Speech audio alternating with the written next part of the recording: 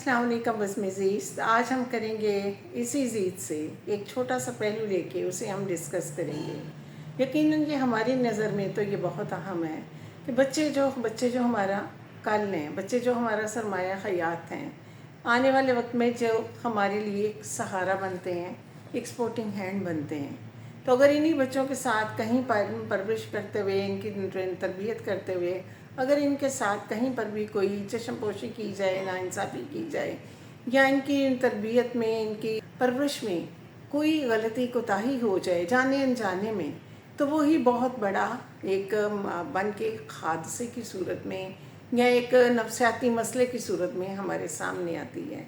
अब आम तौर पर घरों में देखा गया है कि जहाँ 2-4 बच्चे होते हैं या जॉइंट फैमिली सिस्टम होता है, जॉइंट ना भी हो, सेपरेट फैमिली सिस्टम भी हो, माँ बाप जैसा कि आज का दौर है कि जिसमें माँ बाप भी हैं बच्चों को फैसिलिटेट करने के लिए, माँ भी जॉब कर रही होती है और बाप भी जॉब करता है, और वो बच्चों को बेहतर से बेहतर ज़िंदगी और उनका स्टेटस देने की चक्कर में लगे रहते हैं। नतीजा क्या होता है, कहीं ना कहीं कोई बच्चा बेतवजही का शिकार भी हो जाता है, क्योंकि सारे बच्चे जैसे सारी उंगलियां एक जैसी नहीं होती। इसी तरह सारे बच्चे बेशक एक माँ बाप की औलाद हों तो एक जैसी वो ना ज़हनियत रखते हैं, ना एक जैसी वो लियाकत रखते हैं, ना एक जैसी वो सोच रखते हैं, ना एक जैसा वो मिजाज रखते हैं। सबकी अपनी आदत होती हैं, सबका अपना मिजाज होता है और सबके अपने अपने काम करने का तरीका होता है। अब अगर हम ये कहें कि किसी माँ बाप के 2 या 3-4 बच्चे हैं तो वो सबके सब बहुत लायक फायक होंगे, या वो जो हैं वो सबके सब जो हैं वो उतने ही मार्ट स्कार्ट होंगे जैसे इनके पेरेंट्स होंगे, या सब अपने माँ बाप की मर्ज़ी के मुताबिक होंगे। इंसान अपनी फिर नेचर में, अपनी आदत में एक दूसरे से मुख्तलिफ होता है, और आदत का यही जो इख्तलाफ है, मिजाज का, आदत का, इसी से हमारी सोसाइटी की खूबसूरती बनती है, इसमें एक अट्रैक्शन होती है। तो लेकिन माँ बाप के भी बिहेवियर के लिए बहुत सी ऐसी हैं चीज़ें जो कि उन्हें जब बच्चों की वो ट्रेनिंग कर रहे होते हैं, परवरिश कर रहे होते हैं, गो कि वो एक बहुत मसरूफियत का ज़मा दौर होता है जिसमें माँ बाप को अपने बच्चों के लिए फिनंशियली भी मेहनत करनी पड़ती है, उनके साइकोलॉजिकली भी उन्हें बच्चों की ट्रेनिंग करनी पड़ती है, उनकी सेहत का ख्याल भी रखना पड़ता है, और उनकी कंपनी का भी, उनकी तालीम का भी, उनकी तरबियत का भी, और उनके खाने पीने का भी, उनके स्कूल के लिए भी उन्हें बेहतर से बेहतर एफर्ट्स करनी पड़ती हैं कि कहीं इनकी एजुकेशन में कोई कमी ना रह जाए, क्योंकि ये वो दौर है जिसमें हम जी रहे हैं। तो ये एक नुमाइशी दौर कह लीजिए, या एक दूसरे से बढ़कर एक रेस लगी हुई है, आगे से आगे निकलने की धुन है। तो इसी चक्कर में कहीं ना कहीं कोई ऐसी मिस्टेक हो जाती है जिसका शौरी तौर पर इंसान को एहसास नहीं होता, और बाद में पता चलता है जब बहुत सा वक्त गुजर जाता है। और अगर थोड़ा कुछ वक्त बाकी हो और हमें पता चल जाए तो उसमें हमें कोशिश करनी चाहिए कि हम अपने बच्चों के साथ जो कमी पेशी हो चुकी है उसका हम अच्छे तरीके से इजाला कर सकें। अब अगर एक घर में एक बच्चा है, 2 बच्चे हैं, 3 बच्चे हैं, और कोई एक बच्चा एक्स्ट्रा किस्म का ज़हीन, इंटेलिजेंट और जीनियस भी हो सकता है, और कोई एक बच्चा मीडियाकर भी हो सकता है, एवरेज, और कोई बिलो एवरेज भी हो सकता है। स्कूल में, क्लास में भी तो ऐसे ही होते हैं ना। कुछ बच्चे होते हैं, अगर 30 की क्लास हो, आइडियल क्लास 25 या 30 की, तो जो फर्स्ट 5 होते हैं वो एक्स्ट्रा लाइक होते हैं, यानी जीनियस होते हैं, इंटेलिजेंट होते हैं और कंपटीशन में रहते हैं। उसके बाद जो 10 बच्चे आ जाते हैं वो एवरेज होते हैं, और बाकी के जो 10 होते हैं, 8-10 बच्चे, वो बिलो एवरेज भी होते हैं, वो स्ट्रगलर होते हैं। तो इसी तरह घर में है, अगर 2-4 बच्चे होंगे तो उनमें कोई बच्चा वीक भी होगा। और पेरेंट्स में जो हमने देखा, आपने भी देखा, बल्कि ये एहसास होता है कि बिहेव उनसे करते हुए, ये मेरा बच्चा बहुत लायक है जी, मेरी बेटी तो बहुत ही इंटेलिजेंट है, हमेशा फर्स्ट आती है, ग्रेड लेती है, और मैं ये जो एक छोटे वाले ना, इससे तो है ही नहीं, या जो मिडल मेरा बेबी है वो पढ़ने में कुछ ठीक नहीं, वो दरअसल मेडिकली भी ठीक नहीं था। इस तरह से ना माँ बाप करते रहते हैं,